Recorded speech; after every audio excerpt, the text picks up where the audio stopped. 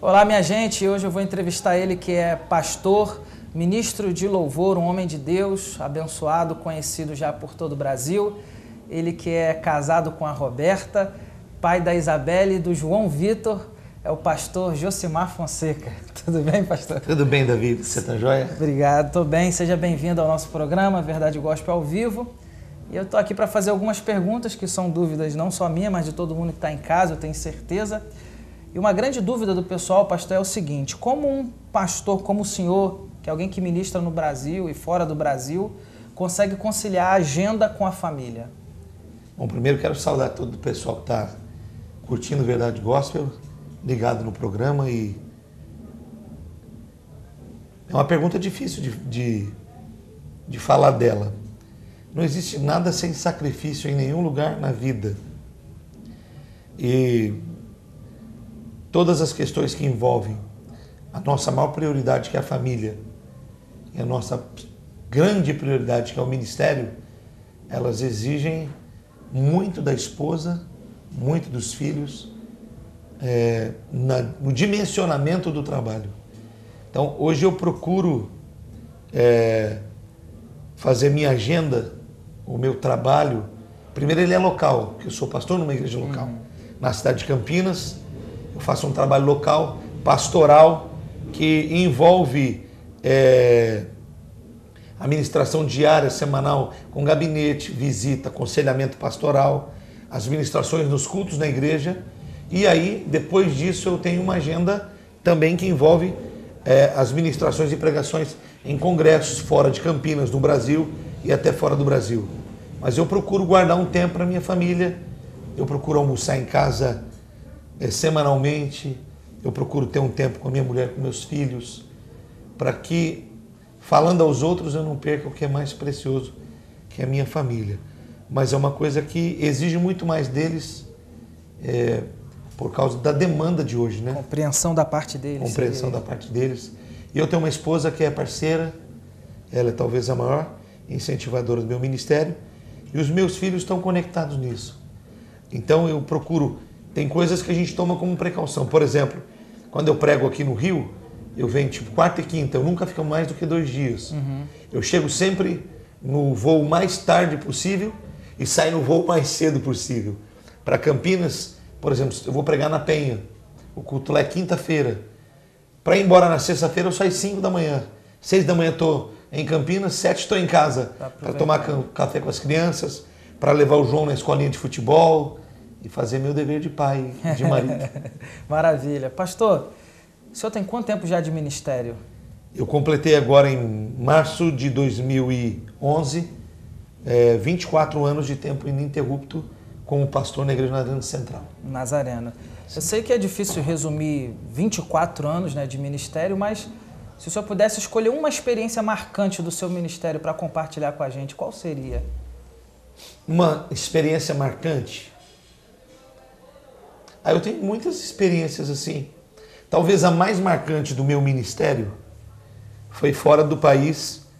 Eu fui pregar no Alabama, numa conferência da Igreja do Nazareno, americana. Então o idioma de língua era o inglês. Isso é uma experiência muito divina, de Deus na minha vida.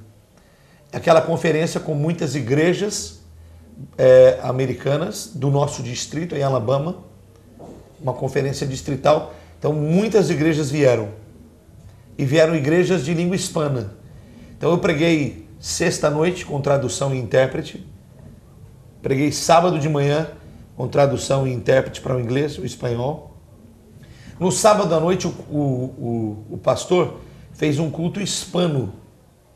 Então haviam umas 400 pessoas, vários pastores hispanos, e ele quis que eu pregasse em português, sem intérprete. E havia um grupo de 100 americanos. E não haveria intérprete para os irmãos de fala inglesa. Então o pastor Collins, que era o meu tradutor, ele ia falar com os pastores americanos via headphone. E aí houve um problema no sistema e não deu para ele interpretar para as pessoas. E naquele dia cumpriu-se uma coisa muito sublime na minha vida. Eu preguei em português. Os hispanos entenderam em espanhol e os irmãos americanos entenderam em inglês. Meu Deus. Quando terminou a conferência, uma mulher me fez uma pergunta onde eu tinha estudado inglês. Porque meu inglês era muito perfeito. Só Jesus. E você sabe que meu inglês é um inglês muito limitado. E então, aquele dia eu tive uma manifestação sobrenatural de Deus, como houve em Atos, na minha vida. Eu tenho guardado esse dia de forma muito, muito especial na minha vida. E engraçado que quando eu estava indo embora, uma mulher hispana me disse, o seu espanhol é tão perfeito como um nativo. Então foi uma coisa simultânea que marcou minha vida. Eu tenho esse momento como uma coisa muito especial na minha vida. Foi uma transição do meu ministério.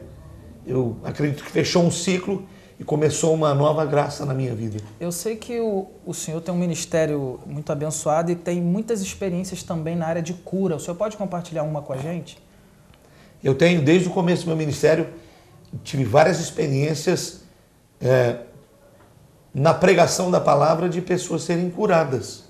E várias orações que eu fiz no âmbito pastoral, ou em hospital, ou em casa, de pessoas que foram curadas. Eu acredito na verdade das Escrituras que diz que os sinais, eles seguiriam os que creem. Uhum. E os sinais do Senhor devem acompanhar o nosso ministério pastoral, o nosso ministério na pregação da palavra. E eu tenho tido experiências muito sublimes desde o começo, de pessoas com problema de surdez serem curadas, de pessoas em estados desenganadas pelos médicos serem saradas. Eu tenho experiências sublimes. Eu tive uma experiência com meu filho. Ele estava em casa, ele era pequeno e ele puxou uma travessa. Minha mulher estava fazendo um jantar e a panela fervendo caiu sobre ele. E ele teve queimaduras em todo o rosto, corpo. E nós fomos para o hospital.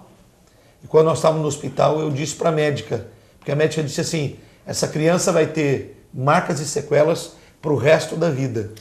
E eu disse para ela que o Deus que eu sirvo é o Deus que opera maravilhas. E ela disse assim, aqui dentro do hospital funciona a medicina, né? Lá fora funciona a sua religião e fé. Eu falei para ela, eu não estou falando de religião, estou falando do médico dos médicos. E quando ela pegou um frasco de soro para lavar as feridas das bolhas, as bolhas saíram na mão dela. Meu filho foi curado na frente da médica, visualmente. Hoje ele tem 10 anos, ele tinha 2 na época. Hoje ele tem 10 anos, é um menino perfeito, não tem uma sequela. O Senhor o curou ali naquela hora. E eu não tenho só essa experiência com ele. Eu tenho muitas outras experiências em muitos lugares diferentes. Com pessoas que não podiam ter filhos. E eu orei por elas e Deus deu a graça delas serem pai, mãe. Então eu acredito que as obras que o Senhor Jesus fazia, elas acompanham o nosso ministério quando nós acreditamos nessa obra. Deus libera essa graça através da sua presença, do seu poder. Tem a ver com aquilo que a unção que você respeita, você atrai sobre a sua vida? Essa é uma frase do Dr. Mike Murdock, e eu acredito também nisso. Elias, ele foi respeitado por Eliseu, e Eliseu herdou uma unção, herdou uma graça de ver no seu ministério acontecer uma porção até maior. Josué respeitou Moisés e recebeu. Timóteo respeitou Paulo e recebeu. Eu sempre acreditei que tudo aquilo que Jesus fazia, Ele faria na nossa vida se nós acreditarmos. E a palavra de Deus declara que os dons do Senhor, os dons descritos pelo apóstolo Paulo para a igreja, seriam manifestações do Senhor com um fim proveitoso. Então, sempre que há um fim proveitoso, Deus pode manifestar fé, os dons de curar, profecia, interpretação de línguas e todos os outros dons que o Espírito Santo distribui à igreja para a edificação do corpo. Então, a cura divina é uma dessas manifestações. É um desses dons. Então, eu acredito nisso de forma muito, muito forte. Pastor, a gente tem noção aqui de que o senhor realiza uma festa muito grande na sua cidade lá uma vez por ano. Que festa é essa? Na realidade, eu realizava ela cada 4 meses, 3 vezes ao ano. Cada 3, 4 meses eu faço um evangelismo chamado Celebrai, que é um trabalho fora da igreja. com todas as igrejas da cidade. A gente tinha uma ideia de gerar um desafio evangelístico, um desafio espiritual de mudança para a cidade, profético, de adoração. A família vir junto para a gente adorar o Senhor,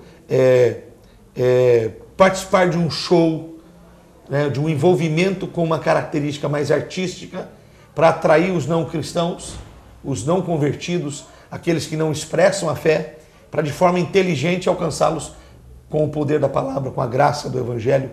Então, eu sempre fiz esses eventos.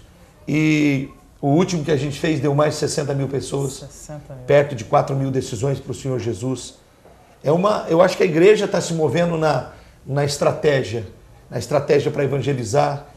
Nós não podemos ficar à parte do que a sociedade e o mundo oferece hoje. Hoje é uma velocidade muito grande. Eu conheço igrejas que estão fechando cinemas, exibindo filmes cristãos e convidando inúmeras famílias para vir participar e ganhando eles para Cristo. Eu conheço pessoas que estão fazendo jantares. Associações de homens de negócio fazem jantares. Pessoas fazem jogos de futebol para ganhar pessoas. E eu acho que nós temos que usar essas ferramentas. E o Celebrai é uma ferramenta muito poderosa. Fiz em Campinas, na região, fiz em São Paulo, em Minas Gerais. Onde Deus abriu a porta. Está sendo bênção. Está sendo bênção. Pastor, já encerrando, deixa um recado para o internauta que está assistindo a gente, que acompanha a gente aí no Verdade Gospel, uma mensagem. A maior verdade para mim hoje é essa. Eu acredito que as pessoas tomam um pouco mais de vergonha na cara. Buscarem, não estou me referindo só aos cristãos, mas as pessoas em verdade. Elas hoje não se importam mais com honestidade, com sinceridade, com verdade. As pessoas estão muito afim de gozar a vida e não aquilatando que existem consequências. E eu não estou falando só de jovens, estou falando só de adolescentes, falando de pessoas velhas, maduras, pessoas jogando o casamento fora, sem nenhum critério, sem nenhum tipo de preocupação com a família. Há um texto das Escrituras que é muito interessante a gente pensar nele. As atitudes de Saul, o rei de Israel, o primeiro rei de Israel, elas foram tão terríveis que em 2 Samuel capítulo 1, quando Davi escreve um cântico por causa da morte de Jonatas e Saul, ele estabelece uma frase que ela se permeia por todo o texto. Diz assim, como caem os gigantes? Como é que os gigantes caem? Então a gente sempre atenta assim, caiu um gigante. Mas esse mesmo texto, essa mesma história, quando descrita em outra parte das Escrituras, lá em Crônicas, no primeiro livro de Crônicas, quando fala da mesma queda e da mesma morte de Saul, diz assim, morreu Saul e morreu toda a sua casa. Quer dizer, uma atitude de uma pessoa, ela tem consequências muito graves e muito sérias. Já pensou se eu me permitir dar lugar ou ocasião à carne, dar ocasião ao pecado, dar ocasião a Satanás na minha vida? Não é só uma questão de eu cair. É uma questão de destruir minha mulher, meus filhos, destruir minha família, destruir uma história que não é só a minha. Então hoje as pessoas estão mais atentando para isso. Então a minha palavra é de alerta. Nós estamos hoje sinalizar mais o sinal amarelo para o vermelho entrar em cena. Por quê? As pessoas acreditam que o sinaleiro verde, o sinal verde está aberto e vamos passar, vamos curtir, vamos viver esse momento. E não importa o que está depois. E isso tem destruído a vida de muitas pessoas, de muitas famílias, muitos jovens, muitos homens. E hoje nós não temos mais exemplos de lideranças habilitadas, coerentes. Né? As pessoas elas tendem ou para um lado ou para o outro. E a palavra para mim hoje é equilíbrio. A gente tem que buscar um equilíbrio para a nossa vida espiritual, física, emocional. E tudo que fizermos, fazemos para que Deus seja glorificado. E eu deixo uma palavra para quem está ouvindo e assistindo e conectado. Eu tenho certeza que quando você põe o Senhor Jesus em primeiro lugar na sua vida, todas as demais coisas são acrescentadas. Amém. Que Deus possa abençoar todo mundo em nome de Jesus. Para quem quer achar o Senhor, convites para pregações, tem algum telefone para contato? Tem. Pode mandar via e-mail para o contato palavrasdevitoria.com.br, ou o meu nome também, você pode ser, ó, Josimar, né? Que é Jocymar, porque a turma não sabe, meu pai deu uma dificultada aí no caminho. Deu, né? Da escrita, botou um Y no meio. Botou um Y aí no meio. É josimar@nazareno.com.br, ou pode achar a gente pelo nosso portal de comunicação, que é